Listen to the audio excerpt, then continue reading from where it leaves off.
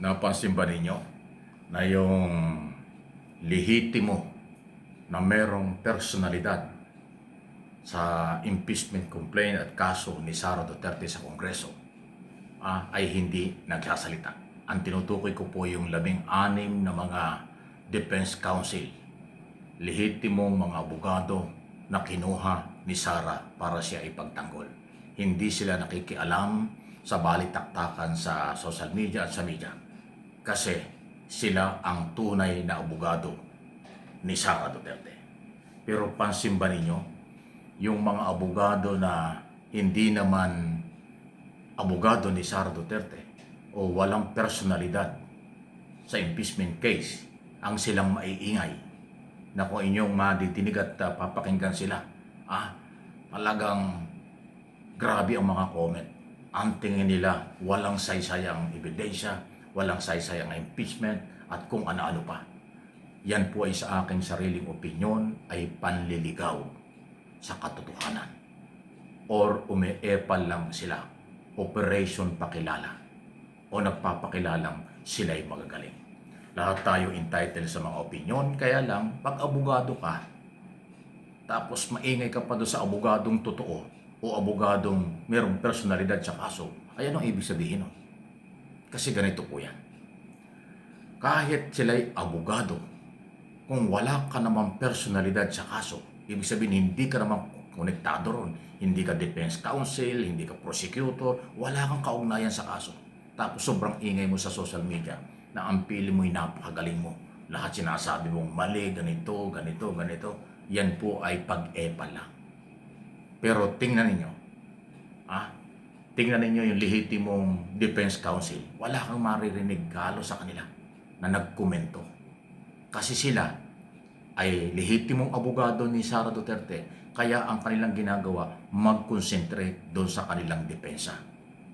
Kasi alam nila, ang media, social media, ay publicity lang. Hindi kailangan ng matitinong abogado ang publicity. Sila ay nakatingin sa ebidensya at dokumento. Yung mga abogado mahilig sa publicity, wala yan laman. Pero yung mga abogadong tahimik, puro trabaho lang, nakatingin sa dokumento, yan ang mga dikampanilya at kagalang-galang na abogado. Marami po yan. Libo-libong abogado ang matitino. Pero ilang abogado ang super ingay kasi ginagamit ang isyong ito for publicity. Na ang kamalasan at mahirap, merong napapaniwala sila. Meron silang napapaniwalang sila'y tama, sila'y magaling dahil abogado. Naku, mag-ingat po tayo. Pasintabi na, hindi lahat ng abogado ay matino. Hindi lahat ng abogado ay tama. Basahin nyo kung ano ang kanilang pinanghuhugutan at pinanggagalingan. Pag sila ay pro-Marcos na lawyer, iba ang dating yan. Pag sila ay Duterte supporters na lawyer, lalo nang iba ang dating yan. Ayan, pagkilatis lang po. Di ba? Ganun yun. Okay? Ako naman, kaya ko ito'y tinatalakay at pinapaliwanag, ay gusto ko kayong matulungan ng kung sino ang inyong pagkakatiwalaan at sino ang inyong dapat paniwalaan. Karapatan po inyong makinig, manood ng anumang pagtalakay sa anumang iso, hindi lang political iso. Pero bago kayo maniwala sa nagsasalita, alamin muna ninyo, ano bang personalidad nito? Ito ba ay may kaugnayan sa kaso?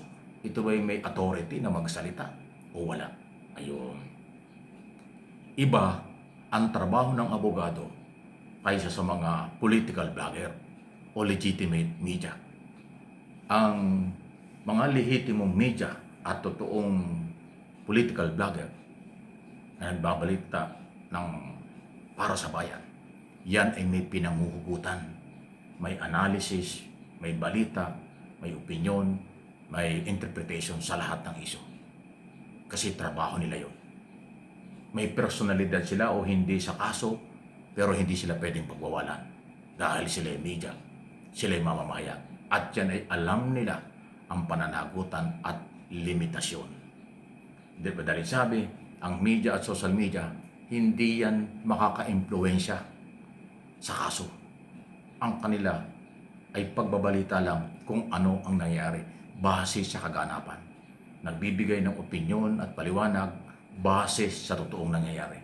Hindi katulad ng mga umeepal-epal lang ng mga abogado dyan na publicity ang pinapalabas niyang siya ang tama, pinapalabas niyang magaling siya, pinapalabas niyang ito ang paniwalaan nyo dahil ito yung paniniwala ko dahil abogado ako. Yan ang hugot ng iba eh. Ingat po tayo dyan. Ang mamamahayag na totoo, yan ay hindi fake news ang galaw. Ang ibang grupo nagsasalita na hindi naman lehitimong media, inyong pakiramdaman kung ano ba ang kanilang pinamumuhugutan. Inuulit ko. Ayan hindi naman tayo nagmamagaling. Bahagi lang po natin ng paggabay sa tamang impormasyon para naman tayo nakakatulong doon sa mga gustong matuto, gustong malaman kung ano ang mga katotohanan. Okay? Wala namang personalan dito. Ang aking mga channel for information, for education. Yung mga ayaw maniwala, alam na natin kung saan ang gagaling yan. Comment pa lang, alam mo na kung ano ang pinanghuhugutan at pinanggagalingan. Alam niyo, sa totoo lang, pananalita, paggalaw, makikita mo at malalaman mo kung anong level meron siya, kung anong pagkatao meron siya, kung ano ang kanyang mga galaw. Ganun po yun. In other words, ang personalidad, paano makilala ang isang tao, bahagi kung paano mo siya makilala ay sa pananalita, sa galaw, sa pananamit, ang mga pwedeng pagbasihan. Tip ko sa inyo yan. Pag nakita nyong kagalang-galang, may pag-asa kayong magalang talaga yan. Pag nakita nyo kung magsalita ay sanggano o galing sa hindi mo malaman, alam mo na kung anong pinanggalingan niya. Mga ganun. So, di ba? So, hindi man ako nagmamagaling. Lahat tayo ay magsubaybay. After all, lahat tayo Pilipino. Pero huwag kayong maniwala. Huwag kayong pa-impluensya dun sa mga troll, sa mga talagang ang layunin ay manlinlang, magbaliktad ng mga katotohanan at magligaw ng kaisipan ng taong bayan. Maling-mali po yan. Ako hindi ko ginagawa yan. Kasi po ako ay matagal, 3 dekadang mahigit sa broadcast industry, radyo at telebisyon. Kaya alam ko ang responsibilidad at accountability. Responsibility and accountability. Hindi ako nagyayabang pero madalas kong palaala, no one is above the law. Ignorance of the law excuses no one. Paalala lang po yan para naman ligtas kayo sa maraming pagkakataon. Please like and share, subscribe and follow.